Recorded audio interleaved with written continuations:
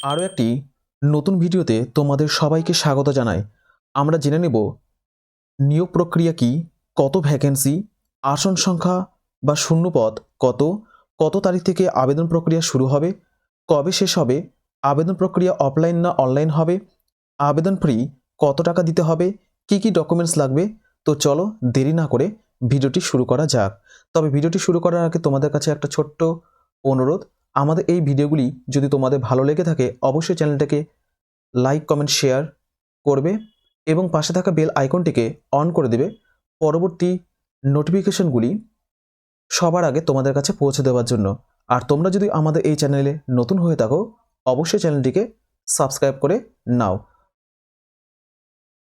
2024 সালে বিদ্যুৎ দপ্তরে নতুন করে কর্মী নিয়োগ অর্থাৎ এনটিপিসি জব রিক্রুটমেন্ট 2024 প্রকাশিত হয়ে গেছে। এনটিপিসি জব রিক্রুটমেন্ট 2024 রাজ্যের চাকরি প্রার্থীদের কাছে এটি একটি ভালো খবর।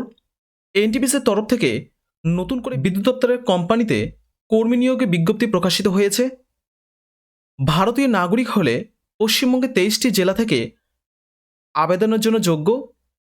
এনটিপিসি জব রিক্রুটমেন্ট 2024 বিদ্যুৎ দপ্তরের আবেদন কিভাবে করবে, আবেদন করার জন্য শিক্ষাগত যোগ্যতা, বয়স, বেতন, আবেদন পদ্ধতি ও নিয়োগ প্রক্রিয়া সমস্ত কিছু বিষয় নিয়ে আমরা আলোচনা করব। তো চলো দেরি না করে শুরু করা যাক। প্রথমে দেখো পদের নাম ও শূন্য পদের কথা বলে দেওয়া হয়েছে। অ্যাসিস্ট্যান্ট এক্সিকিউটিভ পদে কর্মী নিয়োগ প্রক্রিয়া শুরু হয়ে গেছে 223টি শূন্য পদে।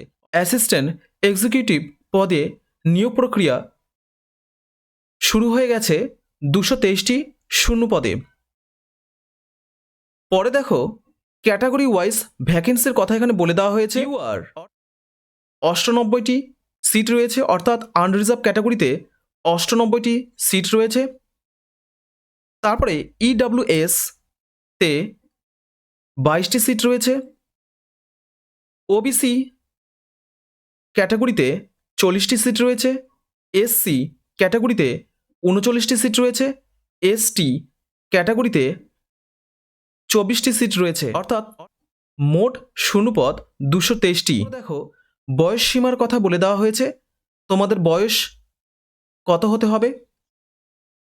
যিনি আবেদন করবেন, আবেদন করার জন্য চাকরি প্রার্থীদেরকে অর্থাৎ আবেদনকারীকে সর্বোচ্চ বয়স 35 বছরের কথা বলে দেওয়া হয়েছে এখানে। তাহলে সে বিদ্যুৎ দপ্তরের কোম্পানিতে আবেদন করতে পারবে। বেতনের কথা এখানে বলে দেওয়া হয়েছে। আবেদন করার পরে চাকরি হলে চাকরি প্রার্থীকে প্রতি মাসে 55,000 টাকা করে বেতন দেওয়া হবে তার পারিশ্রমিক হিসেবে। আবেদনকারী যদি চাকরি হয়ে যায় তাহলে সে প্রতি মাসে 55,000 টাকা করে পাবে তার পারিশ্রমিক হিসেবে। আবেদনকারীর শিক্ষাগত যোগ্যতার কথা এখানে বলে দেওয়া হয়েছে।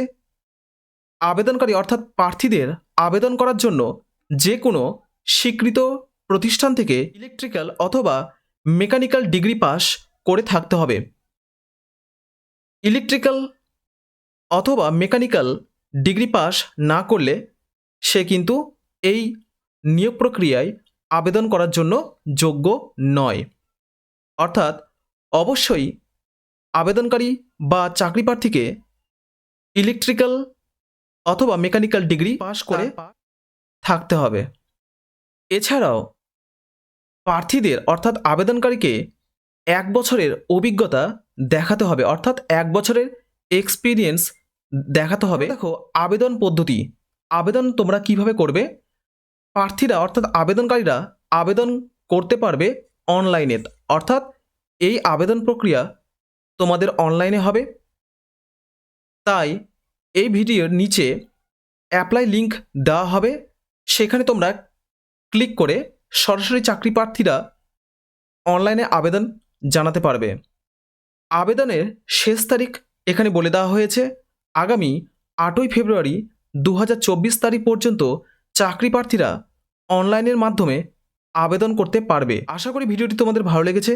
যদি ভালো লেগে থাকে অবশ্যই ভিডিওটিকে লাইক কমেন্ট শেয়ার করো এবং পাশে থাকা বেল আইকনটিকে অন করে রাখো পরবর্তী ভিডিওগুলি সবার আগে তোমাদের কাছে পৌঁছে দেওয়ার জন্য। আর তোমরা যদি আমাদের এই চ্যানেলে নতুন হয়ে থাকো অবশ্যই চ্যানেলটিকে সাবস্ক্রাইব করে নাও। দেখা হচ্ছে পরের ভিডিওতে।